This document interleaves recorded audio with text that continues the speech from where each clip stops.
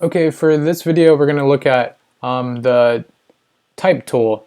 So to get to the type tool, I'm going to, on my keyboard, hit T, and then that's selected. And the cool thing about the type tool is if you hold down, and like if you hold down with a lot of these tools, you get more options. So you have the regular type tool, area type tool, type on path tool, vertical type tool, and a bunch of these other ones. So we're not going to go through all of them, but we'll look at the very basic one, which is the type tool. And a thing to note is when you're copying and pasting text from somewhere, make sure, like if you, okay, say I want to copy this paragraph and I use Command C and then I Command V, like paste it, you're going to get this. And not only you're going to get this weird long line of text, when you go to manipulate it with,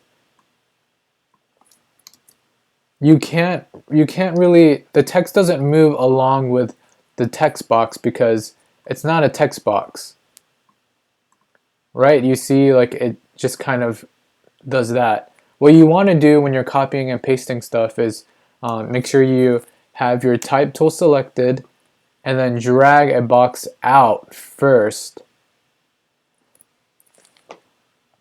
And then Command C,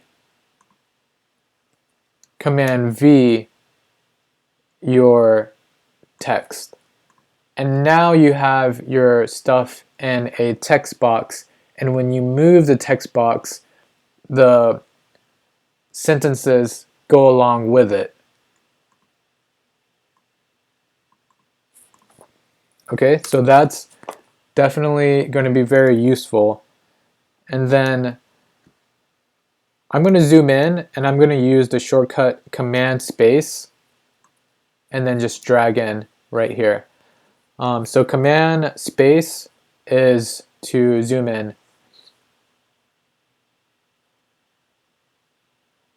Command Space is to, if you hold it down, you can drag the space that you want. And then Command minus, you can zoom out. So yeah, so that's a really important thing to note when you're copying and pasting stuff with your text.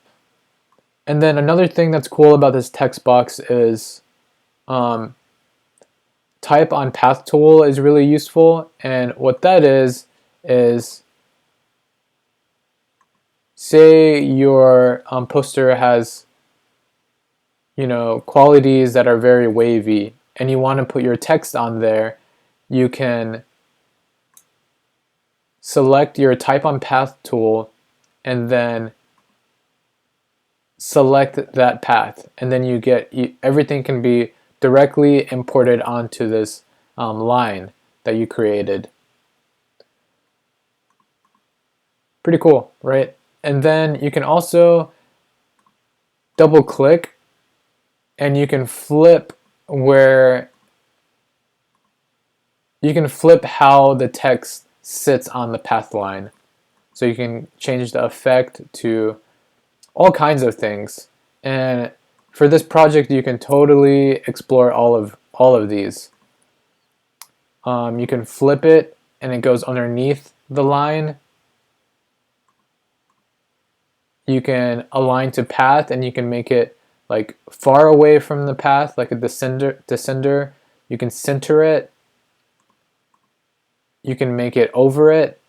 But yeah, play with that a little bit. I haven't really explored these other ones, so I'm not going to go into those. The vertical type tool is if you need to do something up and down like that.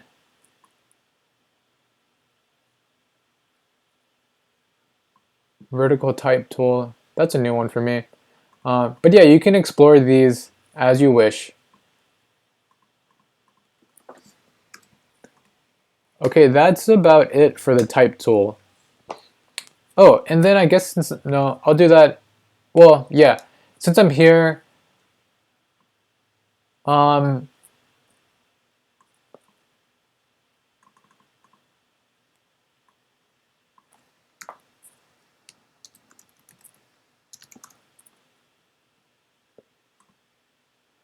show you what the difference between this selection tool and this direct selection tool is this. So on this square, we have these like little points, right? These little white squares. With the direct selection, or with the selection tool, which is V, if you want to get to it with your keyboard, you can move it, you can rotate it, you can use it to scale things up. Remember to hold down Shift when you're scaling things up and down to keep proportions.